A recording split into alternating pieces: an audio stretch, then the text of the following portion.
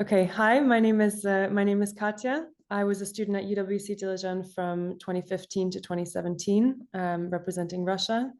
After I graduated from UWC Dilijan, I studied urban planning at UCL in London, and I now work for an international NGO that supports international urban climate action. It is my great pleasure to be introducing Mr. Tim Flynn, a British architect who is the mastermind behind UWC Dilijan's iconic buildings. Mr. Flynn also served on the board of governors of UWC Dilijan before the school was founded until 2019, and he's now honorary board member. And our conversation today is part of the Meet the UWC board series for the 10th anniversary of UWC Dilijan, which we'll be celebrating this autumn. So Mr. Flynn, it is a great pleasure to meet you again, and I'm really looking forward to our conversation today and hearing more about your inspiration behind the construction of the school, and also how you got involved in the project in the first place. So yeah, could you speak first of all a little bit about yourself and your professional background to kind of give listeners an idea of how you came to the school, before you came to the school? Sure. Hi, my name is I've been introduced is Tim Flynn. I'm a British architect, and throughout my career I've practiced across the world and on various large-scale international commercial and very high-end residential projects, which has culminated in me setting up a series of architectural design practices in London, Moscow, and Yerevan. I don't know whether you want me to continue about how I got involved in UWC, but I met with Ruben and Veronika over 20 years ago, when they asked me to design a project for them in Moscow, actually. During this time, they were starting to get very involved in lots of philanthropic projects, one of which happened to be a very small little school in Dilijan. This small school eventually became the much larger UWC Dilijan college. And I got involved in this as Ruben and Veronika wanted some advice on how best to set up the project and deliver it, and also give them some advice on some of the schemes that they were looking at for this small school. And obviously the ambition grew and grew, as is the one with Ruben and Veronika, they started to get more and more ambitious. So what was a little school in a little site in Dilijan became, as I say, the much larger complex that is now UWC Dilijan. What motivated me actually to get involved was, I was asked if I would help them more and more. It wasn't initially the intention. I was just advising them, as I say. But it became apparent that with Ruben and Veronika's expanding ambition, it was quite a unique experience, an opportunity for me to help create a legacy for Armenia, because in those times, basically, Armenia was sort of coming out of the doldrums, and nothing like what Ruben and Veronika had been thinking of creating had been done for many years. And so I felt that we could develop not only the and raise standards of not only the architecture but also the construction methods and landscape and everything to an international level that had not really been achieved for many years, if at all. So I felt that there was an opportunity to do this. The driving forces, I mean, that of for me was when I went to Dilijan, I realized that Dilijan was a very special place, and what we eventually ended up with regard to the school campus and everything, after we had developed, as I say, from this small school into this much larger project, was that we had a site that was set in the backdrop of the National Forest, and as I mentioned, Dilijan is a special place, and I wanted to create a piece of architecture that not only blended into the environment, but seamlessly, but didn't spoil the nature of the site. And I also wanted to develop a building that would actually grow organically with the as the school matured. Then that it felt like it was maturing, with time. So as a young student, when they arrived, they would see something, and over their period in UWC, the school had changed with them. And this was done with the sort of green roofs and living walls and the wildflower meadows.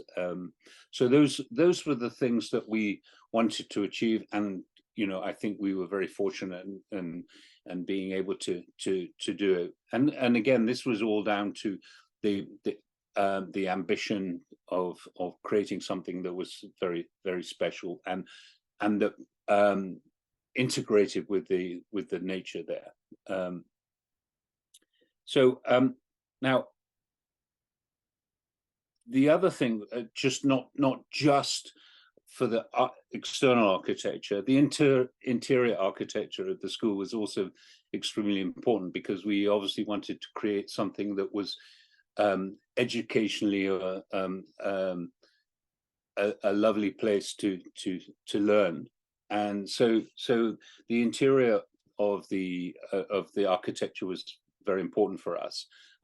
So we wanted to have some playful colors, have very nice light internally, so that actually, while you're in the school, you feel that while you're in the school, you feel that the seasons going on outside, and it changes, and you also know that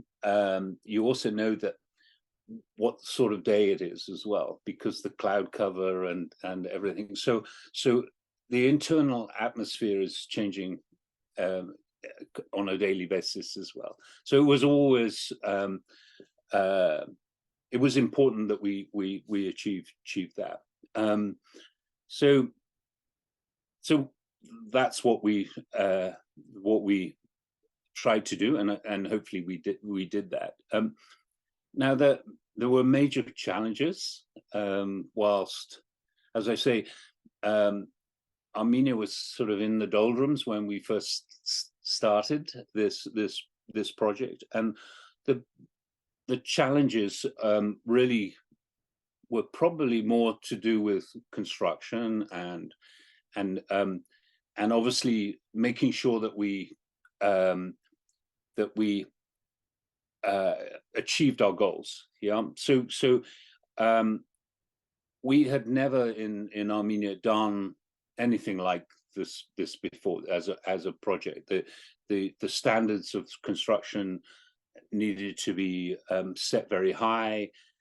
We wanted to do them to the latest international standards, and even even beyond. So now this would have been difficult to achieve even in Yerevan, but to achieve it in Dilijan was even more challenging.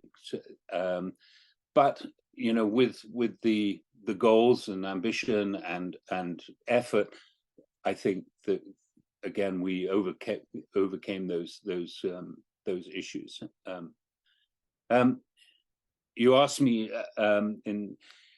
about the sort of positives of my experience.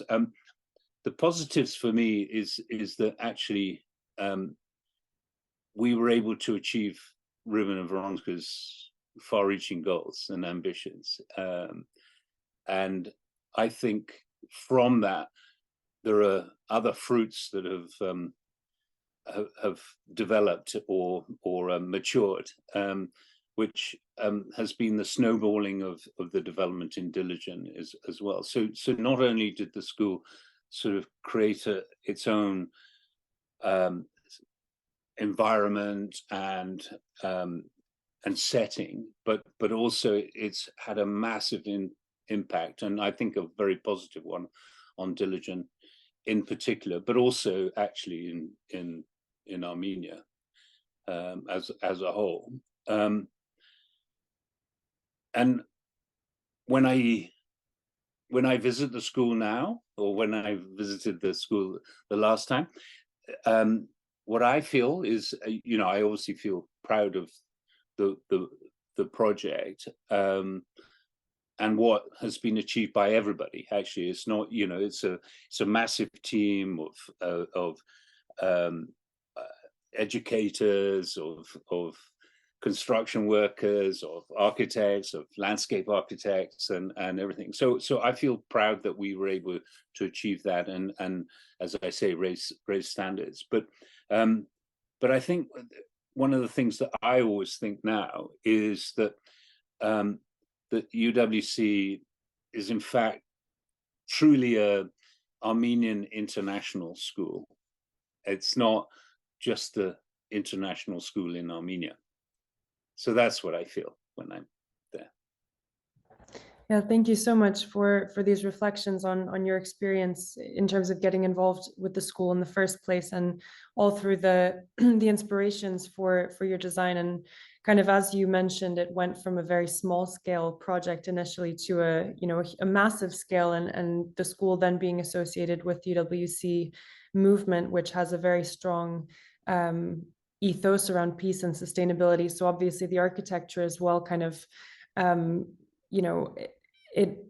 it was important that the architecture, I think, also upheld some of these principles, and as you say, also sort of blended into the very majestic background of Armenian mountains. And I can say, as a former student, that I think it did just that, and it was a very impressive sight arriving to campus at the first, for the first time, and visiting since then. The architecture of the school is just so striking, but it also it respects the background, and it respects the context within which it's built. So I think you really managed to achieve that through your designs.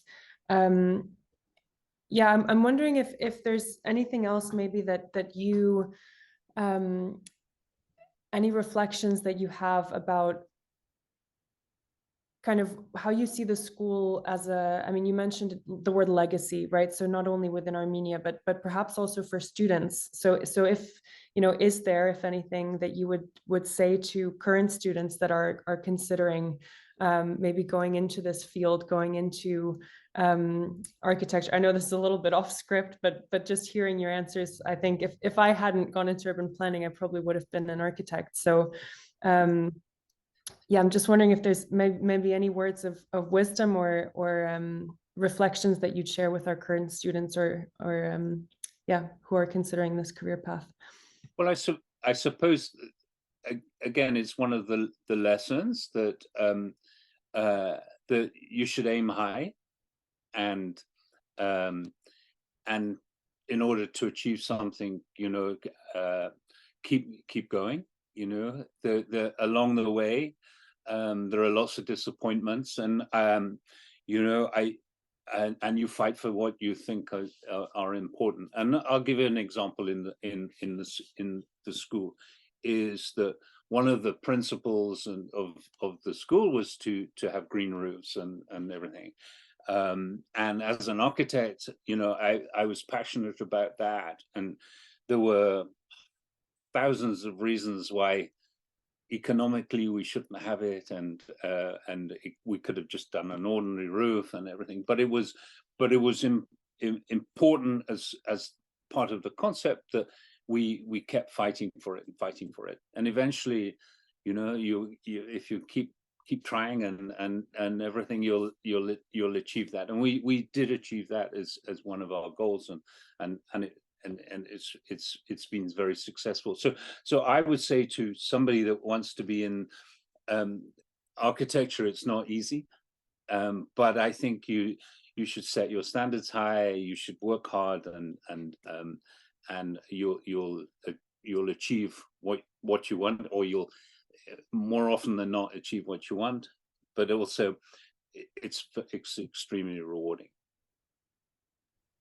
Absolutely, that's really great advice. And I'm on a personal level, I'm happy that you brought up the example of green roofs. I did some landscape architecture, and it's an element of architecture that I'm very excited about. And I think it's so important, again, tying back into where the school fits into the broader context and into the landscape. And Armenia is one of the most biodiverse countries in the world, and I think it's really great that you were able to achieve that and to maintain those elements within the school's architecture, to support, again, broader biodiversity and again, sort of with respect to the landscape around it. And thank you for those very inspirational words but also just talking about what you just said about biodiversity. Armenia is also in a unique position, actually, where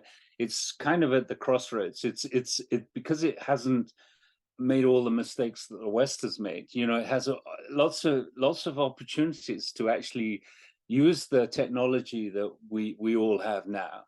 But we're actually trying to recreate what Armenia already has. It's there. So let's not spoil it. Let's keep it and utilize it. So for me, there's that unique opportunity. I mean, and it's too easy just to copy what we did, but actually we can take what's been done in the West and the developed world, and actually and not spoil Armenia, and so that's when I go there. I think that's important, that we sit back and reflect and say what makes Armenia so nice. Let's not spoil it. Yeah, I think those are good words, and for sure there is so much that I loved about Armenia living there, and there's a reason I keep coming back. And I think Dilijan's also changed so much over the years, and I'm sure the school, and I know the school had such an instrumental role to play in that, and your architecture, and kind of sort of defining the direction of development as well for Dilijan, and it's really become a hub, I think, a tourist hub. There's a lot of visitors. Every time I go back, it's kind of gotten bigger and bigger. But knowing that a lot of that started with, the school when it was constructed, I can only just repeat that the sort of physical environment around us had such a role as well to play in our education and our experience at the school. So I can only thank you for your role in that, and yeah, and for your reflections today. So thank you so much. And I know that you and your work will always be associated with UWC Dilijan. Well, that's very nice of you to say. Thank you. Thank you. I appreciate it. Mm-hmm.